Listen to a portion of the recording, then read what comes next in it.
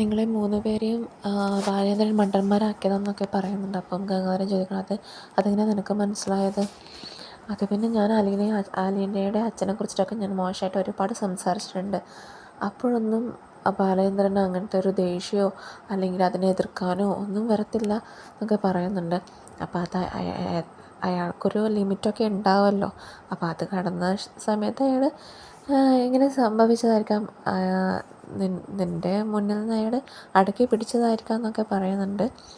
അത് കഴിഞ്ഞ് വൈജ പറയേണ്ടത്, എന്തായാലും ഞാൻ അലീനയുടെ വീട്ടിലേക്കൊന്നും ഞാൻ പോകുന്നില്ല, ഞാൻ വേറെ വീടെടുത്ത് താമസിക്കും, അതിന് ഭർത്താവ് പോയാലും മക്കളില്ലെങ്കിലും ഞാൻ ആ വീട്ടിൽ താമസിക്കില്ല എന്നൊക്കെ പറയുന്നുണ്ട്. അപ്പോൾ കഴിയുന്നിടത്തോളം ഗംഗാധരൻ വൈജയെ സമാധാനിപ്പിക്കുന്നുണ്ട്. പക്ഷേ വൈജ ഒരു തരത്തിലും അടുക്കാത്ത അവസ്ഥയാണ്. പറഞ്ഞ് മടുത്ത പോലെ ഗംഗാധരൻ പറയുന്നുണ്ട്, എന്നാൽ പിന്നെ നിൻ്റെ ഇഷ്ടം പോലെ എന്തോ വേണമെങ്കിലും ചെയ്യ്, എന്തെങ്കിലും ആവശ്യമുണ്ടെങ്കിൽ നീ എന്നെ വിളിച്ചോ, ഞാൻ വന്നോളാം എന്നൊക്കെ പറയുന്നുണ്ട്. പിന്നെ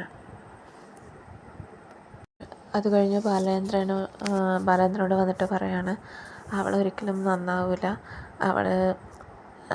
എനിക്ക് തോന്നുന്നില്ല അവൾ ശരിയാവുമെന്നൊക്കെ പറയുന്നുണ്ട്. അവളുടെ സ്വഭാവം മാറുന്നു തോന്നുന്നില്ല എന്ന് പറയുന്നുണ്ട്. അപ്പം ബാലേന്ദ്രൻ പറഞ്ഞു, എന്നാൽ പിന്നെ എൻ്റെ സ്വഭാവം ഞാൻ മാറ്റാം, ഞാൻ അവളോട് പോയി യാചിക്കാം, അല്ലയോ മഹാറാണി തിരുമനസ്സുകൊണ്ടും തിരുശരീരം കൊണ്ടും ഇനി പരപുരുഷന്മാരെ പ്രാപിക്കുകയും സന്തതികളെ പ്രസവിക്കുകയും ചെയ്തോളൂ. അടിയൻ ഭർത്താവെന്ന ലേബലും വെച്ച് എല്ലാ സഹായങ്ങളും ചെയ്തു തന്നോളാം എന്നൊക്കെ പറയുന്നുണ്ട്.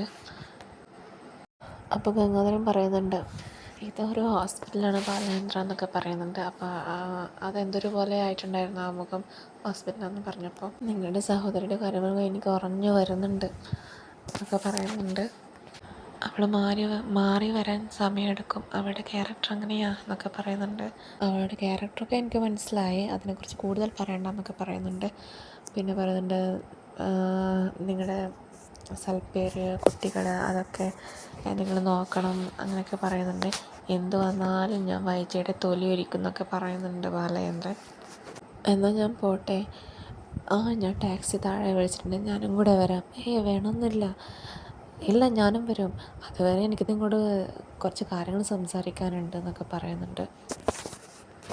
മറ്റേ മണ്ണുണ്ണികളോട് സംസാരിച്ചിട്ട് കാര്യമില്ല എന്നറിയാം, തലക്ക് വിളിവുള്ളത് നിങ്ങൾക്ക് മാത്രമേ ഉള്ളൂ എന്നൊക്കെ പറയുന്നുണ്ട്. നീ പറയാനുള്ളതൊക്കെ പറഞ്ഞു കേൾക്കാൻ ഞാൻ ബാധ്യസ്ഥനാണല്ലോ. അതാണ് ഞാൻ പറഞ്ഞത്, തലയ്ക്ക് വെളിവ് ഉള്ളത് ഗംഗേട്ടന് മാത്രമാണെന്ന്. അത് കഴിഞ്ഞ് ഡോക്ടർ വൈജയോട് ചോദിക്കുന്നതാണ്, എന്തുണ്ട്, ഓക്കെ ആണോ എന്നൊക്കെ ചോദിക്കുന്നുണ്ട്. കുഴപ്പമില്ലെന്ന് പറയുന്നുണ്ട്. അവിടെ നിന്ന് ഭവിത കയറി വരുന്നതാണ്. അമ്മയ്ക്ക് എങ്ങനെയുണ്ട്? അമ്മയ്ക്ക് കുഴപ്പമില്ല, കുറച്ച് നാളിങ്ങനെ കിടക്കേണ്ടി വരും എന്നൊക്കെ പറയുന്നുണ്ട്. എങ്ങനെയുണ്ട് കൊല്ലപ്പള്ളിയിൽ ഓക്കെയാണ്, പക്ഷേ ഇപ്പം എല്ലാവരും പറയുന്നത് അവിടെ നിന്ന് സ്ഥിരം നിൽക്കാൻ പറ്റില്ല എന്നൊക്കെ പറയുന്നുണ്ട്. ആരാണ് സ്ഥിരമായിട്ട് നിൽക്കുന്നു, നമ്മൾ അവിടെ നിന്ന് പോവുമല്ലോ, ഞാൻ വരുന്നത് വരെ നീ അവിടെ പിടിച്ച് നിന്നാൽ മതി എന്നൊക്കെ പറയുന്നുണ്ട്. നീ ഇനി അധികം ഇവിടെ നിൽക്കണ്ട, പിന്നെ നിനക്ക് എന്തെങ്കിലും പനിയാനോ വരുന്നൊക്കെ പറഞ്ഞ് അവിടെ നിന്ന് ഭവിത പോകുന്നതാണ്. അത് കഴിഞ്ഞ് ഭവിതയുടെ ബോയ് ഫ്രണ്ട് റോഡരികിൽ കാത്തു നിൽക്കുന്നതാണ്. പിന്നെ അവിടെ നിന്ന് സംസാരിച്ചിട്ട് അവിടെ എവിടെയോ കൂട്ടിക്കൊണ്ട് പോകുന്നുണ്ട് ഒരു വീട്ടിൽ. പിന്നെ കാണിക്കുന്നത് രോഹിത്ത് ഹരി പറയുന്നുണ്ട്, ഇവർക്ക് എന്തോ ഒരു കള്ളക്കളിയുണ്ട്, ഇത്രയും സമയത്ത് ഇവിടെ കാണുന്നില്ലല്ലോ എന്നൊക്കെ പറയുന്നുണ്ട്. ഒരു മുടിയനൊക്കെ ഉണ്ട് എന്നൊക്കെ പറയുന്നുണ്ട് രോഹിത്ത്. എന്നൊക്കെ ഇവളെ കള്ളക്കളിയൊക്കെ പൊളിക്കണതായിട്ട് അവളെ ചോദ്യം ചെയ്യുന്നുണ്ട്. അപ്പോൾ അവൾ പറഞ്ഞു, എനിക്ക് പറയാൻ മനസ്സിലായി, എൻ്റെ ഫ്രണ്ടിൻ്റെ അടുത്ത് പോകുന്നതാണ്, നിങ്ങളാരെ ചോദിക്കാൻ വേണ്ടി 2 റേപ്പിസ്റ്റുകളൊക്കെ അല്ലേ എന്ന് പറയുന്നുണ്ട്. 2 ധരിച്ച് നിൽക്കുന്നുണ്ട്. എന്തായാലും ഇവളെ കള്ളക്കളി ഞാൻ കണ്ടുപിടിക്കുന്നൊക്കെ ഹരി പറയുന്നുണ്ട്. എന്നിട്ട് ഹരി അനിയത്തിയോട് പറയേണ്ടത്, നീ ഒന്ന് കണ്ടുപിടിക്കണം, അവൾക്ക് ആരെങ്കിലും ഉണ്ടോ എന്നൊക്കെ ഇട്ടത് നീ ഒന്ന് രഹസ്യമായി എനിക്ക് പറഞ്ഞു തരണം എന്നൊക്കെ പറയുന്നുണ്ട്. അതാണ് അവിടെ നടന്നുകൊണ്ടിരിക്കുന്നത്.